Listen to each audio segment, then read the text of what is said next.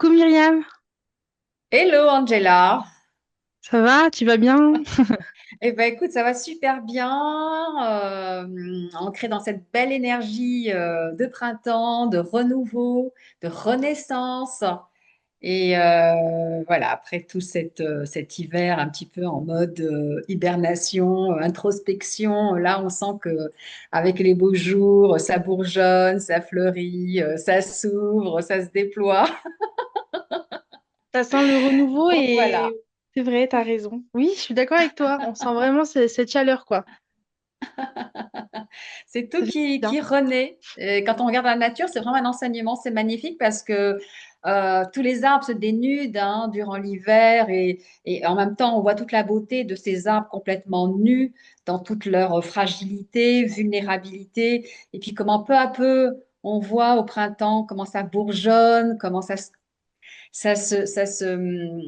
fleurit, ça s'ouvre, ça se déploie, ça ose à nouveau, waouh, voilà, se Hmm. montrer et dans toute sa floraison, sa beauté. Et je pense que c'est exactement la même chose en ce qui nous concerne. On est très connectés finalement Hmm. avec la nature, les saisons de la nature qui sont exactement les saisons en nous. Hmm.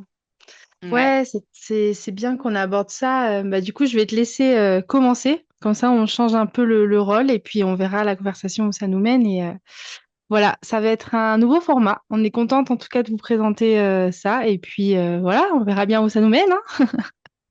Voilà. Eh ben, écoute, moi, j'aimerais te retourner, en fait, parce qu'à chaque fois, tu me poses toujours la question de quel thème j'aimerais parler. Et en fait, j'aimerais te retourner la question à toi, Angela. Ben, aujourd'hui, de quoi tu souhaiterais parler? Qu'est-ce qui te touche en ce moment? Qu'est-ce qui résonne en toi? Et qu'est-ce que tu aimerais, justement, voilà, que ce soit le sujet de notre partage aujourd'hui? Je te laisse le libre choix. Merci. C'est toujours. Moi, ça me plaît toujours hein, de pouvoir échanger parce que ben, j'ai forcément aussi au fil des saisons des moods différents, des messages différents. Et justement, là, j'aimerais bien qu'on aille un peu sur ce sujet-là parce que je pense que ça fait partie aussi du renouveau. C'est de la femme dans la place, la femme de la place de la femme dans la société. Et justement, j'en viens à mon sujet parce que bah, je me rends compte que plus je prends ma place, plus je suis authentique, plus j'arrive à affirmer qui je suis, mes limites, à poser mes limites, à être honnête envers moi-même et les autres. Et plus bah, j'attire des gens à moi qui me correspondent et des situations que j'ai toujours rêvé d'avoir qui arrivent dans ma vie. Donc voilà, j'aimerais qu'on aille sur ce sujet avec toi et qu'on parle vraiment de cette importance-là, bah voilà, en tant que femme ou même en tant qu'homme. Mais c'est vrai que vu qu'on est des femmes, c'est plus facile d'en parler, Mm. de notre place dans cette société et de la prendre divinement, de la prendre aussi en étant consciente et responsable. J'aime bien souligner le mot responsable parce que je trouve qu'aujourd'hui, on met beaucoup la responsabilité sur le dos des autres alors que ce qui nous arrive, ça vient déjà de nous. Voilà. Est-ce que ça te va? Magnifique. Oui, bien sûr, c'est vraiment un très, très beau partage que tu proposes. Et, euh, et en fait, ce que tu es en train de révéler, c'est comment ta réalité extérieure change par rapport à ton alignement intérieur. Hein. C'est cela, si j'ai bien Ouais. compris. Oui, ben, je vais parler d'un sujet concret, comme ça on part sur du concret.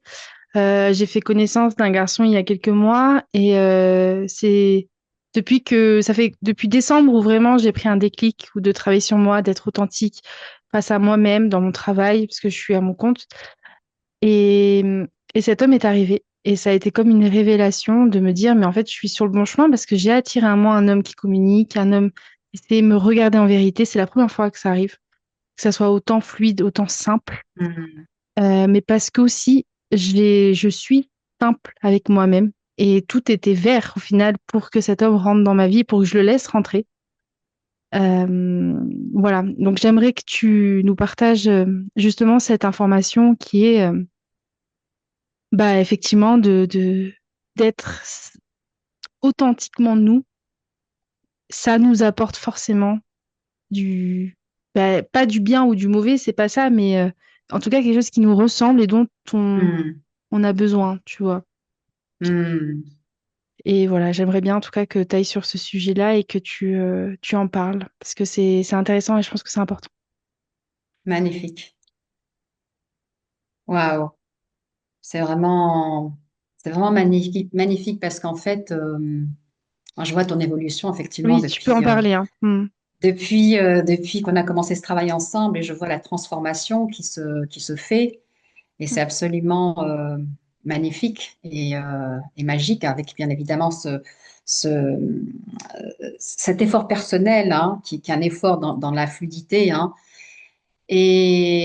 Et en fait, ce qui se passe, c'est qu'aujourd'hui, tu déposes le masque hein, et tu décides vraiment conscience d'être toi-même, d'être plus aligné à toi. Et en fait, ton histoire, c'est l'histoire de la femme. Tu Ouais. vois, ton histoire, c'est mon histoire, c'est notre histoire à nous, à toutes les femmes en particulier, bien évidemment, à toutes les personnes. Mais effectivement, voilà, moi, j'accompagne plus les femmes et c'est une sensibilité qui va plus résonner hein, chez les femmes, mais ça concerne aussi les hommes, bien évidemment. C'est vraiment oser déposer le masque, ce masque social, ce masque qu'on joue de manière permanente, quasi permanente, sauf quand on dort, on dépose le masque Mm. parce qu'on est obligé. Mais sinon, on est toujours en train de porter lourdement ce masque qui ne nous correspond pas forcément. Un masque qui se porte dès notre plus tendre enfance et qui prend de plus en plus de force, de profondeur, d'ampleur en nous. Un masque pour se faire aimer, un Ouais. masque pour correspondre aux attentes de l'autre, aux besoins de l'autre, pour se faire aimer, pour se faire valider, reconnaître, considérer. Et on ne se rend pas compte à quel point ce masque, il est très très lourd à porter parce qu'il est au prix de notre liberté. On ne se rend pas compte à quel point on s'aliène intérieurement dans,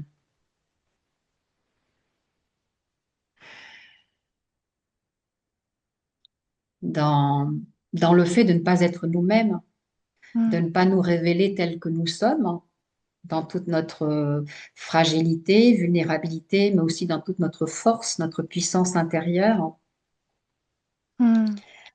par peur d'être rejeté par l'autre, pour être aimé. Mm. Et en fait, on se retrouve vraiment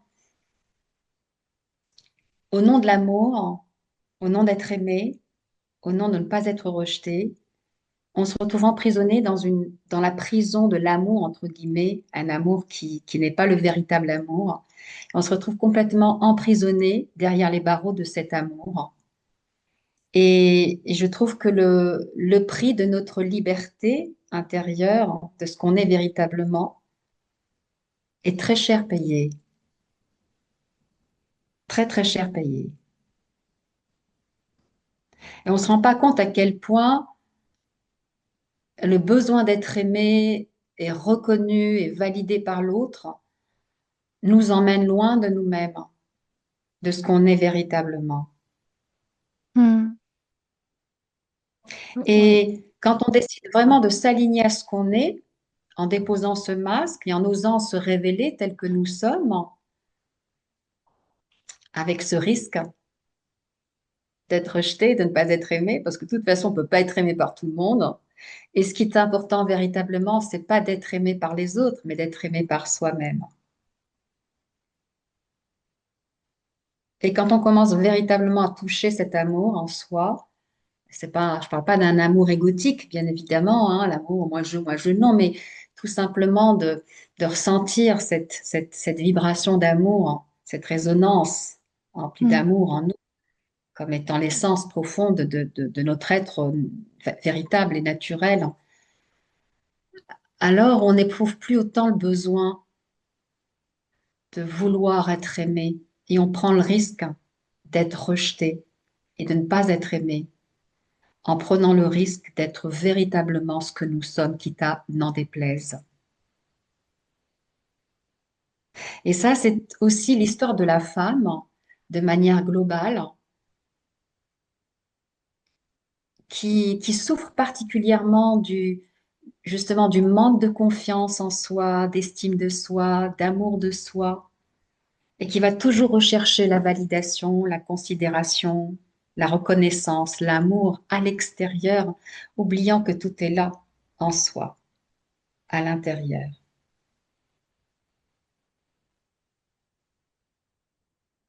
Bah, c'est beau que tu dis ça parce que justement, si j'avais un message à faire passer, ça serait ça. Avoir le courage de s'aimer et d'aimer.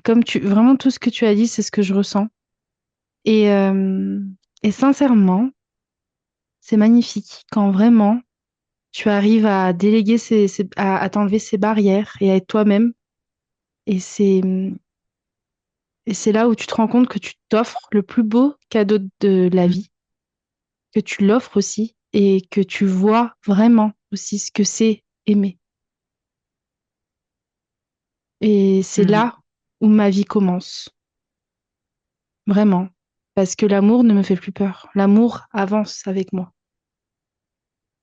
mm, Et le fait effectivement de prendre soin de soi, l'estime, enfin vraiment tout ce que tu nous as dit, c'est les clés pour vraiment toucher, ben, pas pour toucher, mais vivre dans l'authenticité. Et, euh, et ça est vraiment, ça n'a pas de prix. On peut pas acheter ça. Vraiment, on peut pas mm, l'acheter, quoi. On le vit, on le vibre et, euh, et ça fait du bien. Ça fait vraiment du mm, bien. Cette lutte intérieure là, qu'elle s'arrête, mm. c'est plus en guerre, tu vois. Waouh, c'est exactement ça. Mm. C'est cette lutte intérieure, d'arrêter d'être en conflit avec soi, de déposer les armes pour embrasser cet amour en soi. Comment, comment aspire-t-on à être aimé si on ne peut pas nous aimer nous-mêmes? Tu te rends compte de l'absurdité de la question? Et c'est le plus beau cadeau qu'on puisse s'offrir, c'est effectivement se reconnecter à cet amour en soi. Et je dirais que pour la femme, c'est particulièrement un challenge, un défi. Parce que tu sais, la femme, elle a une très lourde histoire aussi, qui est contenue dans le noyau de son ADN, qui contient toute la psyché collective de l'histoire de la femme depuis le début de l'humanité. Est-ce que tu te rends compte avec toute l'histoire de la femme, toutes ses souffrances, tout, tout, tout, tout ce qui a pu l'empêcher d'être dans toute sa puissance, tout ce qui a pu... elle a vécu dans toute l'histoire, hein. Les femmes ont vécu bien des désagréments, bien des souffrances. Et c'est pour Mm. ça que en nous, on porte constamment ces, ces gènes de culpabilité, de honte, de manque de confiance, de manque d'estime de soi, de manque d'amour de soi, parce qu'il y a tout ce lourd passé, hein, qui est une histoire, hein, qui, qui se reflète dans nos gènes, dans notre ADN, dans notre esprit, dans notre être. Et c'est une histoire qui est complètement conditionnée, Mm. qui fait partie du passé et qui n'a plus lieu d'être aujourd'hui. Parce que la femme aujourd'hui, moi, le message que je voudrais dire à toutes les femmes qui nous écoutent, c'est waouh, arrêtons. Cessons de ramper dans le manque d'estime de soi, de confiance, d'amour de soi, dans la dévalorisation, dans l'autosabotage, dans la victimisation, dans cette recherche désespérée, dévalorisante parfois de vouloir être aimé, Mm. quitte à sacrifier notre propre liberté. Redressons-nous de toute notre puissance intérieure, parce que la femme a été dotée de quelque chose d'absolument incroyable, magique, miraculeux, qui est le pouvoir de création. Tu te rends compte, hein? C'est pas Ouais. l'homme, c'est la femme, la femelle aussi au niveau des animaux, au niveau des plantes, etc. Mais c'est l'énergie du féminin sacré, de pouvoir, de pouvoir créer, donner la vie. Waouh! Et rien que ça réaligne dans toute notre puissance créative, hein, tu vois? Mm. Ouais. Et ouais, je te dis ça et ça vibre en moi parce que c'est vraiment, euh, c'est vraiment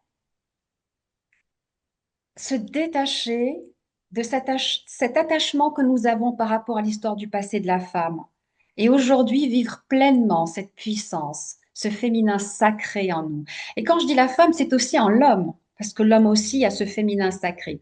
Tout le monde n'en a pas, tous les hommes n'en ont pas conscience, mais parce que la femme a aussi le masculin en elle. Hein, c'est vraiment le yin et le yang, le Mm. féminin et le masculin. Et l'homme, c'est pareil, il a le féminin sacré en lui, mais il n'en a pas conscience. De plus en plus, les hommes, certains hommes en ont conscience, mais c'est pas, on va dire, une généralité.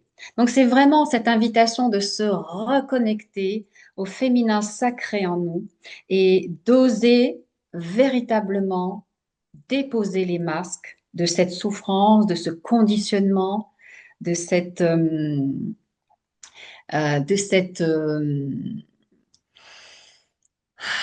dévalorisation de l'image de la femme pour pouvoir vraiment briller, rayonner de toute cette énergie féminine sacrée, de réceptivité, d'accueil, de créativité, d'acceptation, d'amour, de don, de générosité, d'empathie, de bienveillance.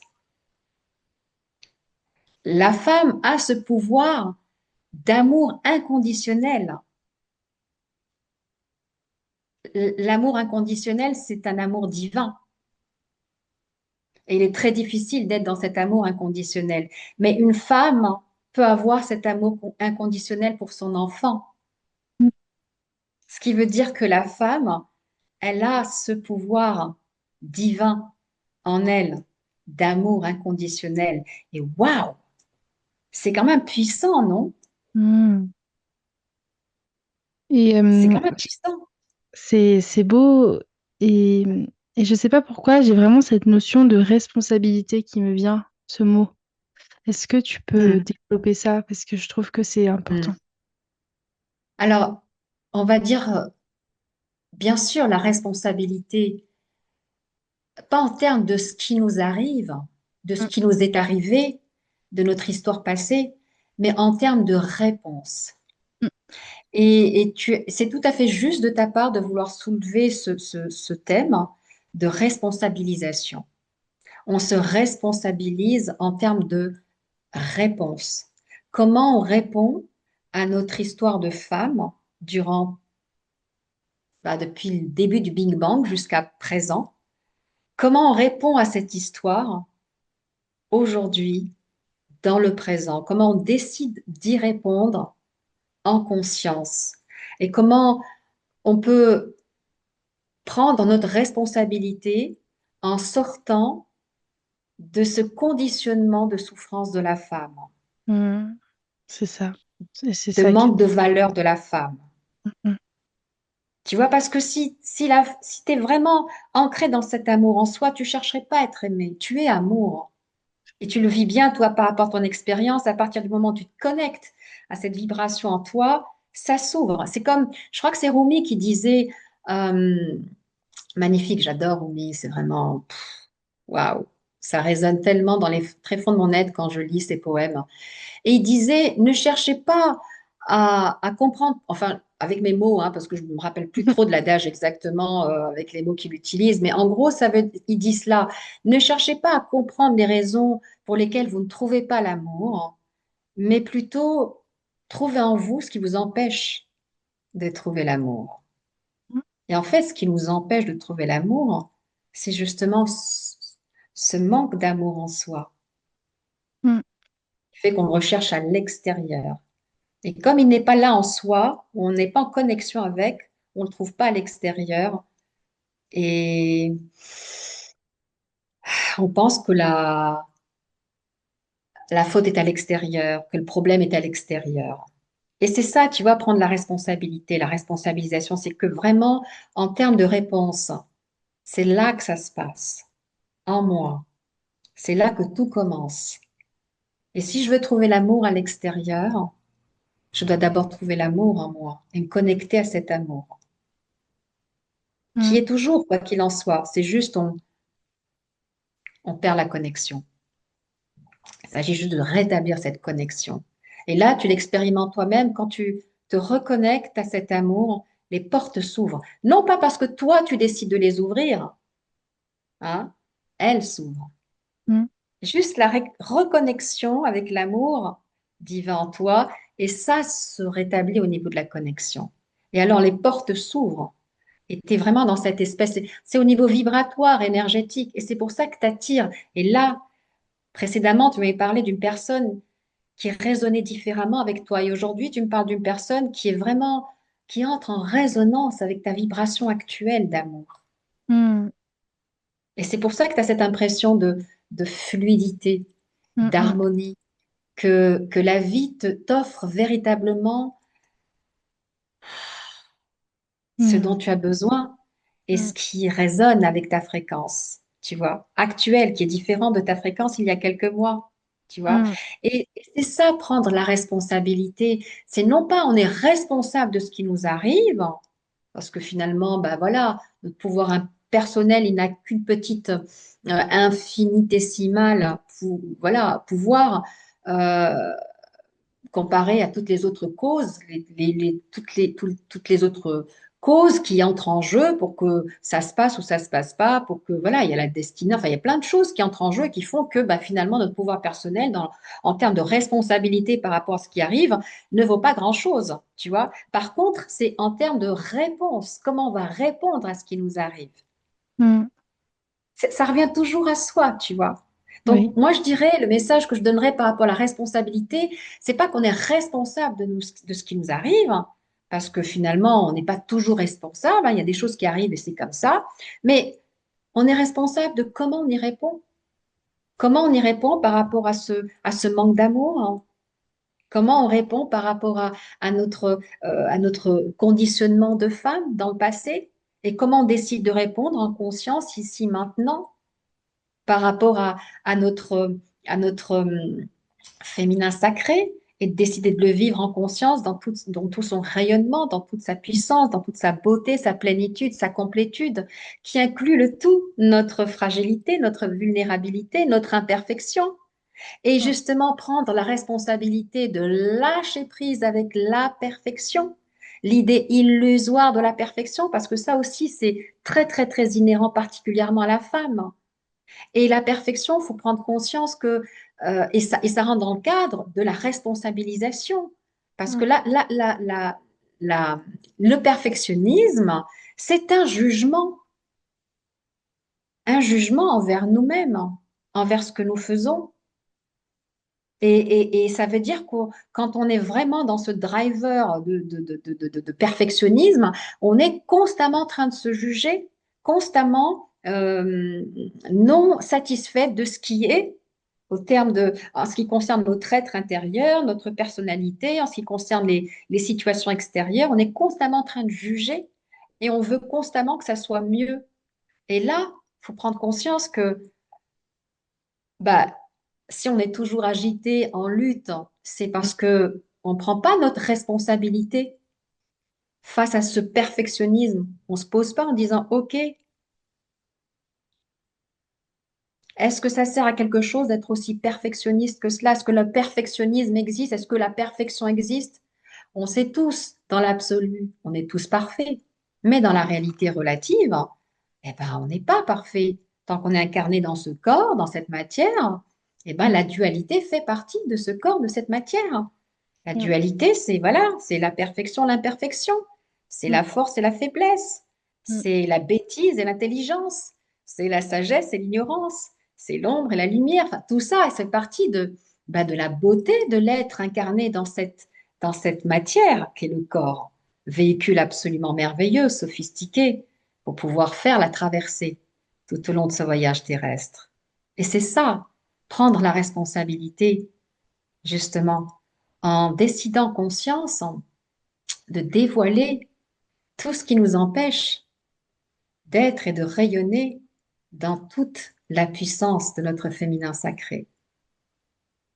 Mais c'est important que tu soulignes ça parce que je pense qu'effectivement, on est dans un monde où beaucoup de contrastes bah, se confrontent. Et c'est important de voilà, remettre ce sujet-là parce que c'est la réalité. On voit très bien qu'il y a des enjeux différents dans chacun de nous ou même dans le monde extérieur, que voilà, il y a les guerres aussi en témoignent. Et, euh, et qu'en fait, au final, le plus important, c'est de revenir à nous, à soi. Et je crois qu'il n'y a pas plus grand ni plus révélateur que de se reconnecter à qui on est et de se connecter à l'amour. Vraiment, l'amour, c'est, comme Ouais. tu disais, la femme, c'est ça. On est venu expérimenter ça aussi en tant que femme, hein, j'imagine, hein, sur Terre. Bien sûr, pas seulement en tant que femme, mais oui, on est venu pour expérimenter et incarner l'amour dans la matière. Et en fait, quand tu dis revenir à soi, effectivement, d'où ma vision de, de nommer l'accompagnement que je propose, cheminer vers soi, ce retour vers soi, hein. Parce qu'il ne s'agit pas seulement de soi avec le petit S, mais du soi avec le grand S aussi. C'est-à-dire que quand on se reconnecte vraiment à soi et à cet amour en soi, on se reconnecte à ce qui nous dépasse, à cette intelligence absolument incroyable qui est en tout, dans tout, et dont absolument rien n'est séparé. Parce que Mm. tout est amour. Quand on voit comment ça fonctionne dans l'univers, dans le cosmos, tout est cohésion. Quand on voit comment ça fonctionne dans le corps physiologique, au niveau de la cohérence entre les différentes cellules, leur communication entre elles, hein, on le sait peut-être pas, mais il faut savoir que les cellules sont dotées aussi de conscience. C'est-à-dire que la conscience qui nous anime aussi chaque cellule de notre corps. Donc ça veut dire qu'il y a quand même une cohésion, une intelligence aussi Bien à sûr. l'intérieur de notre corps, hein, qui fait que ça fonctionne harmonieusement. Et c'est quoi cette cohérence, si ce n'est l'amour en action?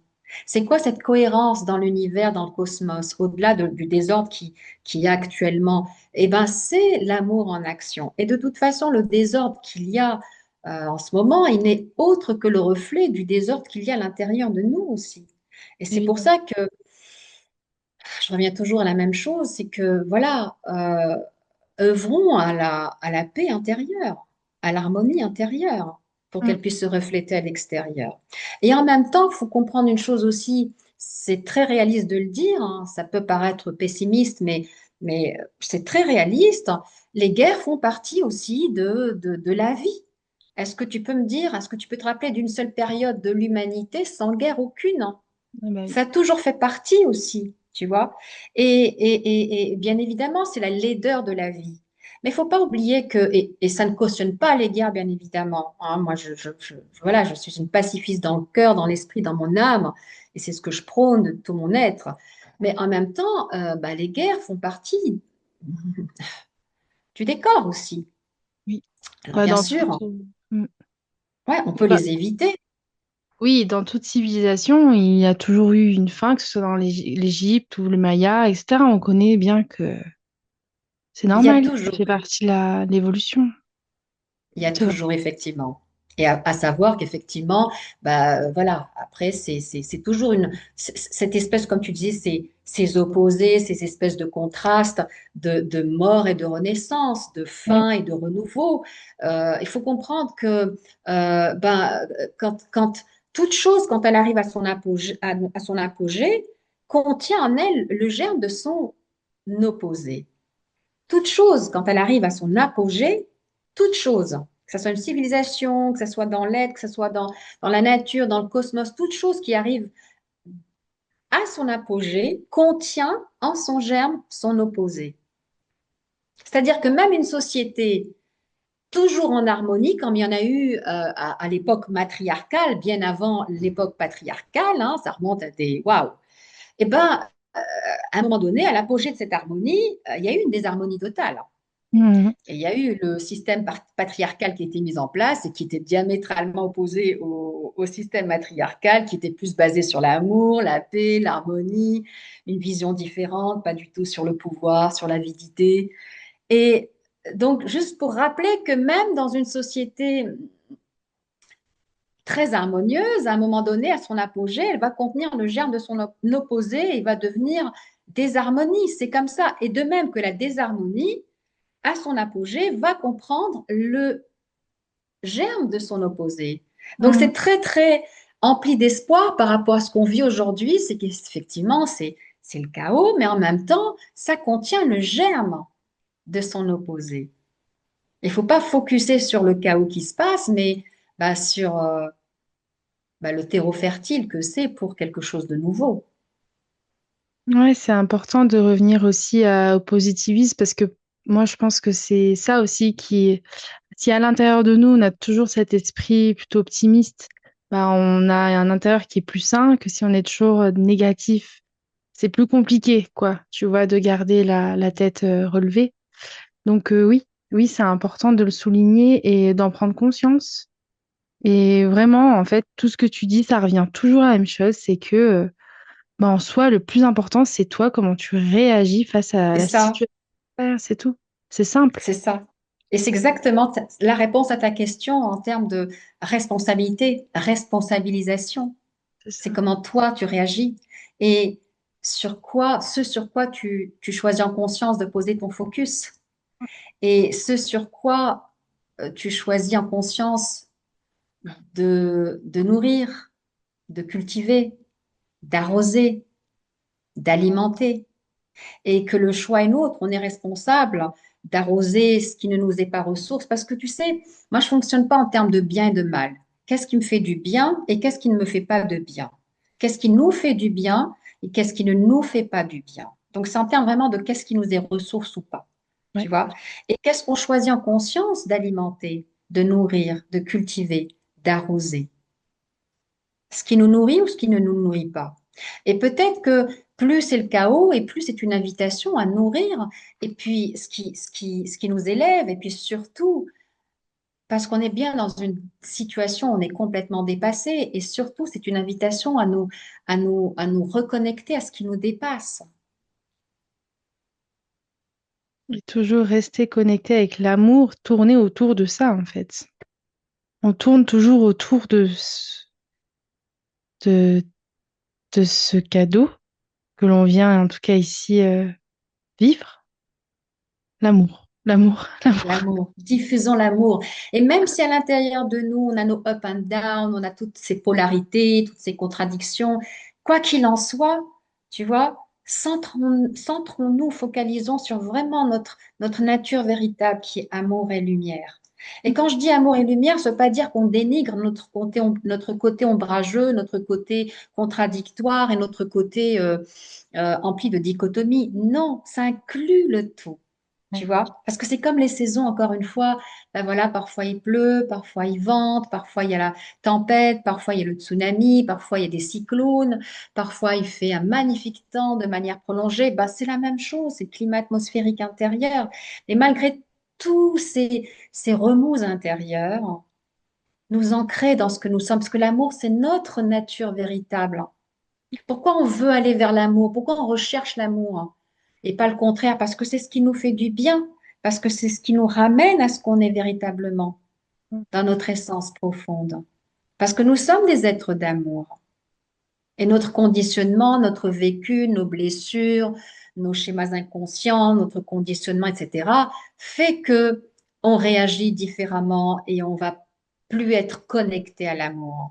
Mais en réalité, on a toujours cherché l'amour depuis tout petit, l'amour auprès de la mère, l'amour auprès d'amis, des compagnons, des maris et des femmes. Enfin, on est toujours dans cette recherche de l'amour. Et en fait, il suffit juste de se reconnecter à l'amour en soi. Et en se reconnectant à l'amour en soi, on se reconnecte à ce qui nous dépasse, à ce qui anime chaque particule subatomique infinitésimale de cet univers dont absolument rien n'est séparé. Et c'est ça qui nous ramène à notre puissance intérieure, à notre véritable confiance. Parce que rien à l'extérieur ne définit notre valeur intérieure. Notre seule valeur intérieure est définie par notre, par notre appartenance à ce qui nous dépasse, à cet amour, à ce grand tout cosmique, universel. Et on peut pas déloger notre valeur de cela pour aller la mettre dans une petite valeur complètement dérisoire extérieure. Et Il nous c'est reste, ça. excuse-moi, je te coupe. Il nous Ouais. reste un peu, pratiquement une minute. Et ben voilà, on va s'arrêter là alors. Mais c'est ça le message de la fin, se Voilà, connecter à je voulais cela. te demander justement, effectivement, le message de la fin, mais je crois que c'est passé. Enfin, Ouais, c'est ça, c'est ça. C'est se reconnecter à cela que nous sommes véritablement et qui est notre véritable valeur et en aucun cas, en aucun cas, en aucun cas, mm. nous en déloger, nous en désancrer. C'est notre point d'ancrage. Merci Myriam. Merci à toi, c'est toujours Et une joie de partager avec toi. Merci Angela.